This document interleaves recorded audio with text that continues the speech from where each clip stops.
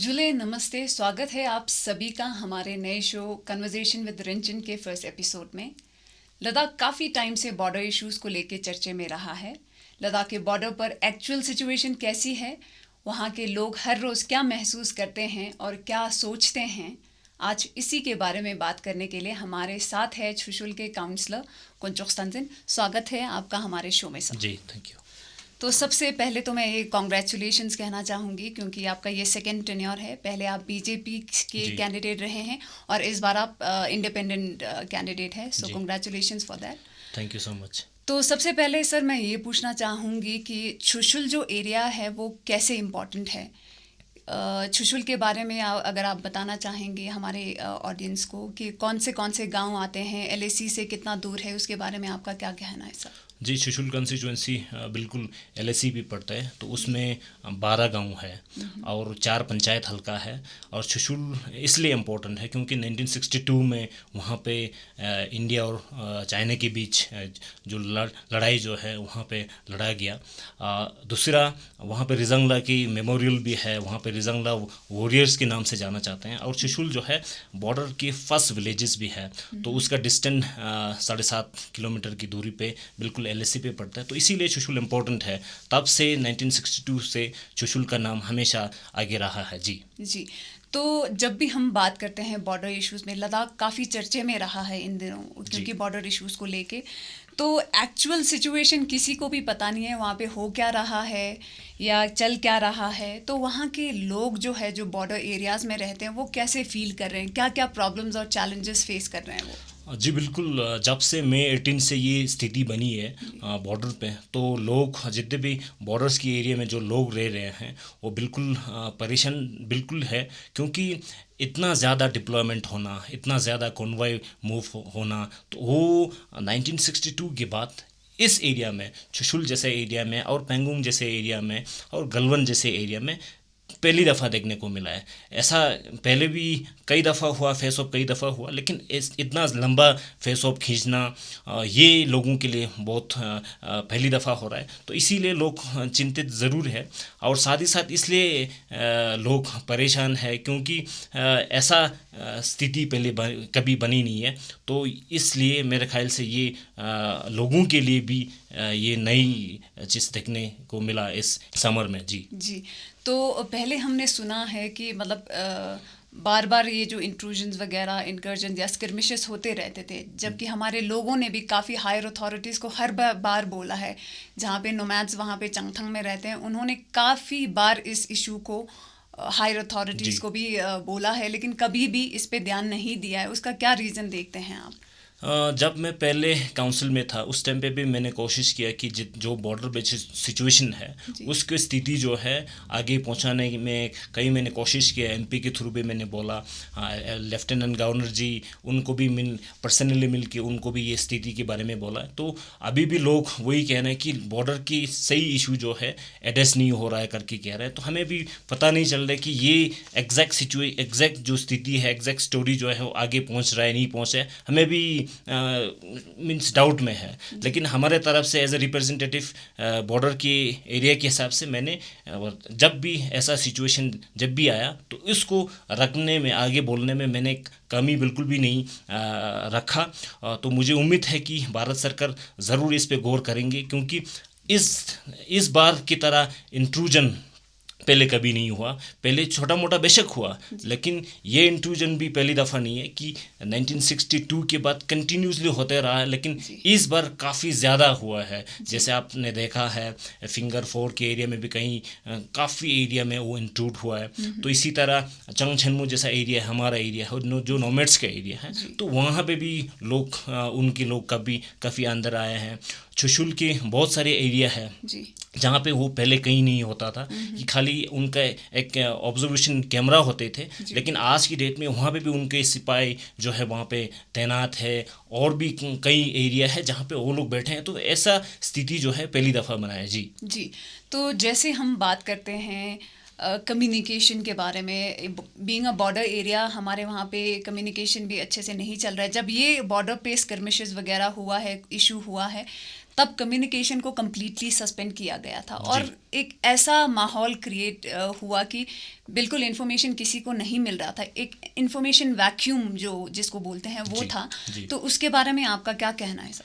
इसके बारे में जैसे फिंगर 4 है, गांव से काफ़ी दूर पे है, इसी तरह चंगछनमो एरिया भी गांव से काफ़ी दूर पे है, तो फिर वहाँ पे लोगों का आना जाना होता नहीं है ज़्यादातर जो है। ये आर्मी के बीच हुआ है, तो इसकी वजह से हमें इन्फॉर्मेशन सही तरीके से नहीं मिल रहा था। और जब भी इंडिया और चाइना के बीच टॉक होते हैं उस दौरान हमेशा कम्युनिकेशन जो है उसको सस्पेंड किया गया। तो कई महीने पहले तो 1.5 महीना 2 महीना के करीब वहाँ पे पूरा कम्युनिकेशन सस्पेंड रहा। तो इसकी वजह से लोगों को एक दूसरे से, अपने पड़ोसी विलेजेस को कम्युनिकेशन करने में काफ़ी दिक्कत हो रहा है। वैसे तो पूरे बॉर्डर की जितने भी एरिया है उसमें कम्युनिकेशन जो है आज की डेट में भी सही तरीके से बिल्कुल नहीं है। 2G फैसिलिटीज़ भी हर गांव तक नहीं पहुंचा है, तो उसकी वजह से भी है एक रीज़न रहा बहुत। अभी इस समर के दौरान हमारे जितने भी बॉर्डर की विलेजेस हैं, लोग हैं, उनको कम्युनिकेशन को लेके बहुत ज़्यादा ये मुश्किलात जो है सामना करना पड़ा। तो ये हमेशा होते रहा है, आज भी हो रहा है। जब भी टॉक होता है तो फिर ये कम्युनिकेशन सस्पेंड होना तय है। जी। तो जैसे अभी आपने कहा कि जो हमारे ये जो चाइनीज़ इंट्रूजन्स करते आ रहे हैं हमारे टाइम पे, वो काफ़ी टाइम से हो रहा है। 1962 के बाद काफ़ी टाइम बार हुआ है। तो सुनने में ये भी आया है कि पहले ये जो इंट्रूजन्स होते थे वो मीटर बाय मीटर होते थे, अब किलोमीटर्स में होना शुरू हो गया है। और हमारे जो ग्रेजिंग एरिया और पैस्टलैंड्स है वो काफ़ी ज़्यादा उस साइड में गया है। तो उसके बारे में आपका क्या कहना है सर? मेरा यही है कि जितने भी चांगतांग एरिया है, एरिया में जो रहने वाले लोग हैं वो मैक्सिमम नोमैड्स है। 90% जो है लाइफ स्टॉक पे डिपेंड है। तो उनका ग्रेजिंग एरिया लॉस्ट होना तो हमारे लिए एक तरीके से बहुत ज़्यादा लॉस्ट है। तो ये हम सबको मालूम है कि इस बार जो है इंट्रूजन जो है काफ़ी ज़्यादा हुआ। तो पहले भी मीटर बाय मीटर तो करते आ रहा था, लेकिन उनका भी एक पॉलिसी रहा, जब भी वो लैंड कैप्चर करने का होता है तो उस समय वो क्या करते हैं कि नोमैड्स को पहले छोड़ता है, तो इसके बाद आर्मी आता है, और जब भी वो आगे आते हैं तो वो लैंडमार्क क्रिएट करते हैं। तो हमारे ओर से भी ऐसा कुछ करने की ज़रूरत है। जब भी हम नोमैड्स जितने भी वहाँ पे है उनको इनकरेज करने की ज़रूरत है, उनको वहाँ तक जाने देने की ज़रूरत है। आज की डेट में भी लोकल को सही तरीके से नोमैड ग्राजिंग करने नहीं देते हैं। तो अगर ऐसे चलता ही रहा तो फिर ये जितने भी हमारा लैंड है उसको जाने में ज़्यादा टाइम नहीं लगेगा। मेरे ख्याल से ये है कि नोमैड्स को इनकरेज करना चाहिए और जाने देना चाहिए। जहाँ तक हमारा टेरिटरी बनता है वहाँ तक ग्राजिंग के लिए जाने देना चाहिए। अभी इस साल चुशूल में हमारा फुटसुर करपुर करके हमारा ग्राजिंग एरिया है, वहाँ पे हमारा ये लैंडमार्क भी है, शीप पेन भी है, सब कुछ है। तो अभी वहाँ पे पूरा आर्मी बैठा हुआ है, तो उसकी वजह से विंटर में हमें बिल्कुल प्रॉब्लम होने वाला है, ग्राजिंग को लेके प्रॉब्लम होने वाला है। इसी तरह डेमचोक में भी हमारा टी पॉइंट करके एक वहाँ पे वैली हुआ करता था, उसमें डेमचोक का ग्राजिंग एरिया है, समर ग्राजिंग एरिया है, वो अभी डिस्प्यूट एरिया बन गया है। तो ऐसे अगर चलते रहा तो फिर ज़्यादा देर नहीं लगेगा। मेरे ख्याल से ये है कि लोगों को इनकरेज करना चाहिए, जो बॉर्डर के लोग वहाँ पे बैठे हैं उनको सही सुविधा देना मेरे ख्याल से वो ज़रूरी समझता हूँ। जी। तो जैसे हम बॉर्डर के बारे में बात करते हैं, उस पे क्या हमारा प्रॉपर डिमार्केट किया गया है कि ये हमारा टेरिटरी है वो उनका है? तो क्या ऐसा प्रॉपर डिमार्केशन वहाँ पे हुआ है कि ये 1962 के बाद डिमार्केशन कहीं नहीं है। कल हमें पता है कि मैकमोन लाइन करके एक है, उस पे अभी वो स्टैंड नहीं है, अभी भी वो काफ़ी अंदर आए हुए हैं। तो एक तो डिमार्केशन नहीं होने की वजह से ये कंटिन्यूस होते रहा। तो ये डिमार्केशन कहीं नहीं है। पूरे लद्दाख के जितने भी इंडो चाइना बॉर्डर शेयर करते हैं उसमें डिमार्केशन नहीं है। जी। तो जब भी हम कहते आए हैं लद्दाखियों का जो योगदान है इन वॉर्स में, वो बहुत ही अच्छा रहा है और उनको सेकंड गार्डियन फोर्स की तरह मानते हैं। चाहे वो कारगिल वॉर 1999 के कारगिल वॉर हो, चाहे 1962 वॉर हो, चाहे अभी जो हुआ है हाल, तो उसमें भी हमारा जो लोकल्स का जो योगदान है वो बहुत बड़ा रहा है। तो उसके बारे में आपका क्या कहना है?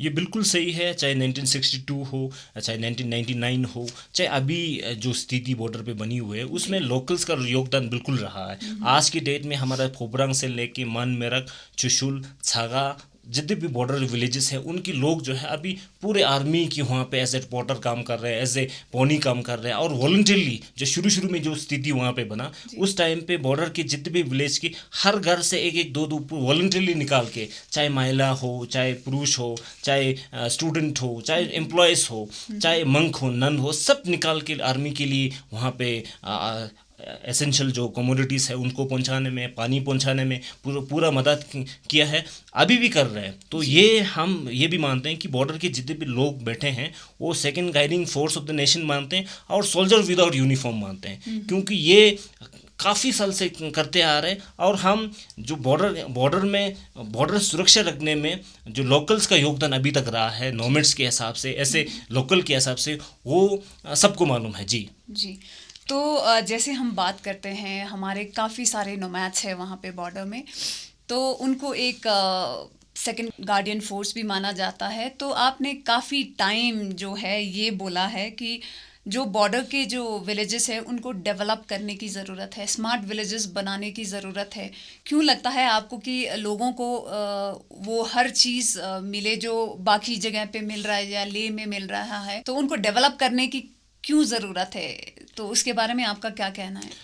मेरा इसलिए इम्पोर्टेंट है, मैंने कई दफ़ा ये इशू जो है राइज़ किया, इवन मैंने सेंटर के मिनिस्टर को भी मैंने लेटर लिखा, गवर्नर साहब को भी मैंने चिट्ठी भेजा, चिट्ठी देखी, मैंने पर्सनली उनको बोला कि बॉर्डर को जो है स्मार्ट बॉर्डर विलेज करने की ज़रूरत है, जो क्योंकि ले में जो फैसिलिटीज़ मिल रहा है वो बॉर्डर पे नहीं मिल रहा है। जैसे यहाँ पे 4G नेटवर्क सभी इंजॉय कर रहे हैं, लेकिन बॉर्डर पे 2G तक नहीं है। तो मेरा ये है स्मार्ट बॉर्डर में विलेजेस करने का मेन मकसद ये है कि इसमें सब फैसिलिटीज़ हो, चाहे पानी का हो, एजुकेशन का हो, हेल्थ का हो, इंफ्रास्ट्रक्चर का हो, वो सारा स्मार्ट होने का ज़रूरत है। जैसे डेमचोक में देखा जाए तो डेमचोक के दूसरे ओर चाइना की बॉर्डर है, तो वहाँ पे उन्होंने बिल्कुल स्मार्ट एक तरीके से विलेज बनाया हुआ है। उसमें 24/7 वहाँ पे लाइट की फैसिलिटीज़ है। कम से कम उनके पास 2 या 3 मोबाइल टावर होगा जो 4G 5G वहाँ पे लगा हुआ है। लेकिन दूसरी तरफ 2G तक नहीं है, इवन हमारे पास सैटेलाइट फ़ोन तक नहीं है। तो इस स्थिति में लोग कैसे रहेंगे वहाँ पे? अगर हमें सही फैसिलिटीज़ वहाँ पे प्रोवाइड नहीं करते हैं तो लोग वहाँ पे बैठने के लिए बिल्कुल तैयार नहीं होगा, हर कोई माइग्रेट होगा। तो ये भी तो एक रीज़न रहेगा। तो इसीलिए मैंने बोला कि बॉर्डर को एक स्मार्ट विलेज के हिसाब से करना पड़ेगा। वहाँ पे कम्युनिकेशन हमें फैसिलिटीज़ देना पड़ेगा लोगों के लिए, और लोगों को जॉब का भी एक रिजर्वेशन होना चाहिए। बॉर्डर्स के जितने भी लोग हैं वो ऐसा होना चाहिए करके मैंने बोला है कि इस पे ज़रूर काम करने की ज़रूरत है। कई मीडियाज़ के सामने भी मैंने रखा, और जो कंसर्न LG साहब है और हमारे मिनिस्टर्स है उन सबको भी मैंने बोला कि चंगतंग की जितने भी बॉर्डर की विलेजेस है उनको स्मार्ट करना। और आज की डेट में 245 करोड़ सिर्फ स्पेशली चंगतंग के लोगों के लिए सैंक्शन हुआ है, उसको भी ग्राउंड पे इम्प्लीमेंट करना है। तो ये है एक फर्स्ट स्टेप तो है, लेकिन वहाँ पे और भी बहुत कुछ वहाँ पे करने की ज़रूरत है। इसीलिए मैंने स्मार्ट बॉर्डर इसलिए मांगा। जी। तो जैसे अभी आपने बोला कि लोग जो नोमैड्स है फैसिलिटीज़ उनको प्रॉपर तरीके से नहीं मिल रहा है, और ग्रेजिंग लैंड भी ज़्यादातर चाइना के उसमें ज़्यादा जा रहा है, तो लोगों का माइग्रेशन का भी प्रॉब्लम हो रहा है, क्योंकि लोग वहाँ से जो बॉर्डर एरिया से ले की तरफ माइग्रेट होते आ रहे हैं। तो ये कैसा प्रॉब्लम है, उसके बारे में आप क्या कहना चाहेंगे? माइग्रेशन का मेन रीज़न ये है कि एक तो अगर हमें जो फैसिलिटीज़ ले में मिलता है वो अगर बॉर्डर पे मिले तो लोग वहीं पे रहेगा। तो ये 245 करोड़ तो इसीलिए था कि ताकि लोग वहीं पे रहे, हर फैसिलिटीज़ वहाँ पे देने के लिए था, लेकिन उसको सही तरीके से इम्प्लीमेंट करना बहुत ही ज़रूरी है। अभी जो 245 करोड़ में शीप हस्बेंड्री को लेके एनिमल हस्बेंड्री, एजुकेशन का, हेल्थ का कुछ कंपोनेंट इसमें है, बाकी लाइट का फैसिलिटीज़ जो 24/7 वहाँ पे ज़रूरत है वो इसमें नहीं, और करने की ज़रूरत है। जो मोबाइल नेटवर्क इसमें इस प्रोजेक्ट में नहीं है उसको और वहाँ पे करने की ज़रूरत है। जो रोड्स और बिल्डिंग का है वो भी इसमें इंक्लूड करने का ज़रूरत है, ताकि लोग वहाँ पे बैठे। आज के डेट में हमें सबको पता है कि एजुकेशन को लेके हर कोई यहाँ आते हैं, ले में यहाँ पे डेरा लगा के बैठते हैं कि ताकि उनके बच्चों को सही तरीके से एजुकेशन मिले। तो अगर ये फैसिलिटीज़ वहाँ पे मिल जाता है, अपने घर के सामने मिल जाते हैं, तो फिर लोग वहीं पे खुशी रहेंगे। तो ये कारण है कि माइग्रेशन का, वहाँ पे फैसिलिटीज़ नहीं होने के कारण लोग माइग्रेशन हो रहा है। तो ये एक मेन रीज़न है। जी। तो जब भी हम रिजर्वेशन के बारे में बात करते हैं या LAC का एक कोटा होता है, तो क्या इंडो चाइना के जो बॉर्डर पे लोग रह रहे हैं उनको ये जो रिजर्वेशन या कोटा है वो मिल रहा है या क्या सिचुएशन है, उसके बारे में आपका क्या कहना है? जी बिल्कुल, क्योंकि ये हमारा पुराना एक डिमांड है। क्योंकि इस वाल जब JNK में था उस टाइम पे 2% की एक रिजर्वेशन होते थे, वो इंडो पाक के जितने भी हमारे विलेजेस हैं उनको ये बेनिफिट्स मिल रहा था। लेकिन इंडो चाइना के जितने भी लोग हैं, बैठने वाले लोग हैं, जो स्टूडेंट हैं, उनको ये फैसिलिटीज़, ये जो रिजर्वेशन जो है नहीं मिल रहा था। तो ये हमारा पहले से डिमांड रहा है कि अभी भी मैंने सरकार से ये रिक्वेस्ट किया है, इवन CEC साहब को भी मैंने बोला है कि बॉर्डर के जितने भी विलेजेस है, जितने भी यो रहने वाले लोगों का जो स्टूडेंट है उनको ये जॉब में रिजर्वेशन होना ज़रूरी है। क्योंकि LAC का एक बज़ाब्ता 2% के कोटा होता है, तो उसमें अभी तक एलिजिबल हुआ नहीं है। तो ये ज़रूरी है। उससे क्या होगा, जो बॉर्डर के जितने भी वहाँ पे लोग हैं उनके लिए जो गवर्नमेंट में थोड़ा सा इन्वॉल्वमेंट ज़्यादा हो जाएगा, जैसे एम्प्लॉयमेंट की थोड़ा सा उसमें स्कोप जो है बढ़ जाएगा। तो ये एक हमारा पुराना डिमांड भी है, तो ये होना ज़रूरी है, उससे कई फ़ायदा होगा। इवन मैंने कई दफ़ा बोला कि चाहे लद्दाख स्काउट में रिक्रूट करना हो, चाहे ITBP में करना हो, चाहे ITBF में करना हो, या और पैरामिलिट्री फोर्स में भी जो करना हो, उसमें भी बॉर्डर्स के लिए अलग सा रिजर्वेशन होता है। तो इस बार इस सिचुएशन को लेके, इस बॉर्डर में जो टेंशन बनी हुई है उसको लेके, बॉर्डर के जितने भी जो वहाँ पे रिक्रूट करने के लिए जो लोग आते हैं तो उनको स्पेशल वो कंसीडर करने के लिए मैंने रिक्वेस्ट किया है। ये ज़रूरी भी है। जी, तो अभी तक वो नहीं मिल रहा है? नहीं, अभी तक मिला नहीं। जी। तो जैसे ये हमारे जो बॉर्डर पे सिचुएशन चल रहा है वो काफ़ी टाइम से चल रहा है, मई से अभी भी कंटिन्यूसली चल रहा है। तो क्या लगता है लोगों के सेफ्टी के लिए, आप क्या लगता है कि क्या करना चाहिए? अभी मुझे नहीं लगता ये थोड़े टाइम के लिए और भी ये कंटिन्यू होने वाला है। सो आपको क्या लगता है कि? हाँ बिल्कुल, मैं भी वही लगता है कि अभी ये ख़त्म होने वाला तो है ही नहीं है। तो अगर ऐसे कंटिन्यूस चलते रहा तो फिर मेरा यही है कि लोगों की सेफ्टी के लिए, लोगों को अगर ऐसा ना हो, ऐसा सिचुएशन ना हो, तो अगर वो लोग शिफ्ट करना पड़े, तो उसके लिए मैंने CEC साहब को भी मैंने बोला है कि गवर्नर साहब को भी बोला कि लेह में अल्टरनेट एक लैंड प्रोवाइड किया जाए। वैसे हमने BADP के तहत हर गाँव में अलग सा कम्युनिटी बंकर करके हमने पैसा रखा हुआ है, उसमें उसके लिए कम से कम 1 करोड़ में हमने पैसा रखा हुआ है। लेकिन उनको अगर वहाँ से अगर शिफ्ट करना होता है तो फिर लेह में अगर अल्टरनेट लैंड मिल जाता है, हर हाउस होल्ड के लिए अगर मिल जाता है, तो फिर मुश्किल समय में हम सर ढकने के लिए काम आएगा। तो इसीलिए हमने लेह में एक अल्टरनेट लैंड भी मांगा है। तो वो आज की डेट में ज़रूरी समझता हूँ। जी। तो अभी तक आपको मिला है कि नहीं? ये खाली मैंने रिक्वेस्ट किया है, अभी तक 2-3 महीने पहले मैंने रिक्वेस्ट किया है, तो इस पे अभी तक मैच्योर नहीं हुआ है। लेकिन ये आज की डेट में बहुत ही ज़रूरी है। जी। तो उम्मीद करते हैं जो भी सिचुएशन है जल्दी से जल्दी ख़त्म हो जाए और सब कुछ नॉर्मल हो जाए। जी। तो thank you so much for joining us. जी, thank you for the show. Thank you so much.